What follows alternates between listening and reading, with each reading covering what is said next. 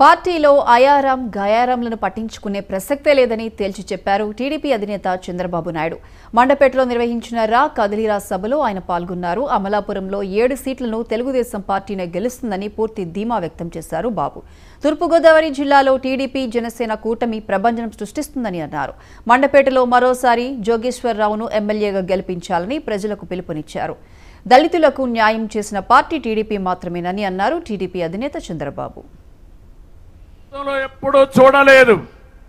ఎమ్మెల్యేని ట్రాన్స్ఫర్ చేస్తున్నాడు, మంత్రుల్ని ఒక ఊరు నుంచి ఇంకొక ఊరికి పంపిస్తున్నాడు, కొంతమంది ఎమ్మెల్యేలని టికెట్లు తీసేసే పరిస్థితికి వచ్చారు.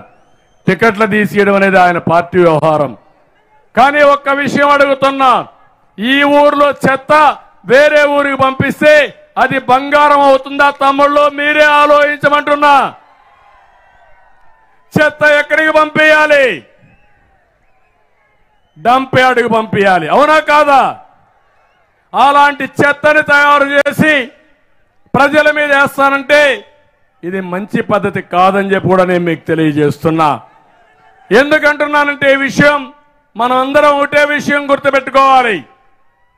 రాజకీయాల్లో ఉండే ప్రతి ఒక్క నాయకుడు మళ్ళీ 5 సంవత్సరాల్లో పరిపాలన చేసి ప్రజా మ్యాండేట్ తీసుకుంటాం. ఆ తీసుకున్న ప్రభుత్వం ఏం చేస్తుందో చెప్తాం, ఎమ్మెల్యేలు ఏం చేశారో చెప్తారు.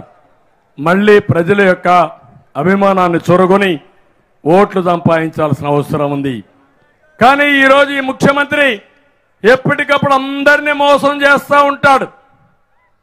మోసం చేసి చెప్పిన తప్పు చెప్పకుండా ఆ తప్పు అర్థం చేసుకునే లోపల ఇంకొక తప్పు చెప్పి మోసం చేయాలని చూస్తాడు. అందుకే మీరు చూశారు, మొన్న ఇప్పుడు కూడా అడుగుతున్నా, బాబాయిని ఎవరు చంపారు? ఊ కిల్డ్ బాబాయిని అడుగుతున్నా. నేను సమాధానం చెప్పే ధైర్యం ఈ ముఖ్యమంత్రికి ఉందా అని అడుగుతున్నా. ఈరోజు మీరు చూస్తే, నిన్న ఈరోజు మీరు ఒక్కసారి ఆలోచించండి, కొత్తగా దళితులకు ఏదో చేసినట్టు గొప్పలు మాట్లాడుతున్నాడు. దళితులకు న్యాయం చేసిన పార్టీ తెలుగుదేశం పార్టీ. ఒక వర్గాన్నే తీసుకుంటున్నా. ఎప్పుడో తెలుగుదేశం పార్టీ సమైక్య ఆంధ్రప్రదేశ్లో జస్టిస్ పొన్నయ్యని కమిషనర్గా వేసి రాష్ట్రంలో జరిగే అన్యాయాలన్నిటిపైన రిపోర్ట్ ఇమ్మన్నాం. అంటరానితర నిర్మూలనకి